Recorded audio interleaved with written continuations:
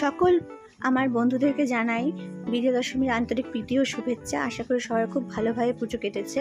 আমাদের বাঙালিদের কিন্তু দুর্গাপুজো মানে মহান উৎসব, সবার মনের মিলন এবং সবাই খুব ভালোভাবে আশা করি পুজোটা কাটিয়েছেন। আমাদেরও খুব ভালোভাবে কেটেছে।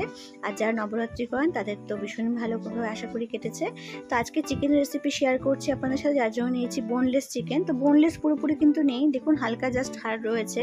তো এই চিকেনটাকে ভালো করে ধুয়ে আমি প্রথমে দিলাম 2 চামচ লেবুর রস, তারপর দিচ্ছি চিকেন মশলা, একটুখানি চিকেন কারি মশলা, তার মধ্যে দিচ্ছি আমি জিরে গুঁড়ো হাফ চামচ ধনে গুঁড়ো, স্বাদ মতো লবণ দিচ্ছি, আর দিচ্ছি এখানে কর্নফ্লাওয়ারটা কিন্তু বাইন্ডিংয়ে ভীষণ ভালো কাজে দেয়।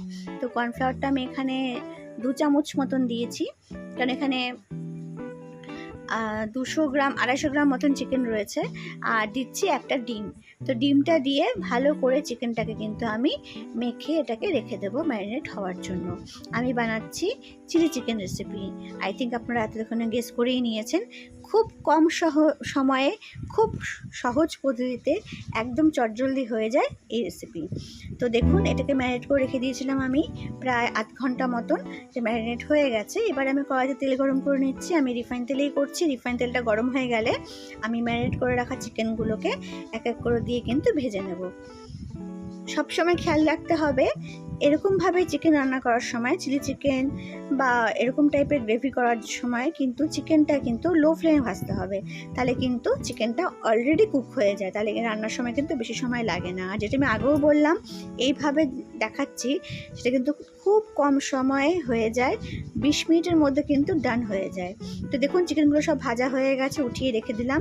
এবার আমি কড়াইতে তেলের মধ্যে দিচ্ছি বেশ কিছু রসুন কুচি, আর এখানে দেখুন রেড বেল পেপার, টমেটো কুচি, আর হচ্ছে ক্যাপসিকাম আর পেঁয়াজ সুন্দর করে কেটে নিয়েছি।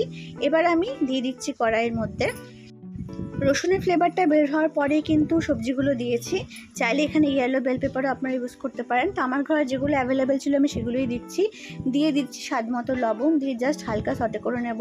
এবার দিচ্ছি একটু রেড চিলি পাউডার, গোলমরিচ গুঁড়ো কিন্তু মাস্ট, গোলমরিচ গুঁড়োও দিচ্ছি এখানে ভিনিগার এখানে। তারপরে আমি সমস্ত সসগুলো দিচ্ছি সয়া সস, আর দেবো হচ্ছে টমেটো সস। এই 3টে সসকে একসাথে মিশিয়ে দিতে পারেন বা এভাবে আলাদা আলাদা করে দিতে পারেন। জাস্ট এখানে 3-4 মিনিট আমি একটুখানি ভালো করে নাড়াচাড়া করে নেব।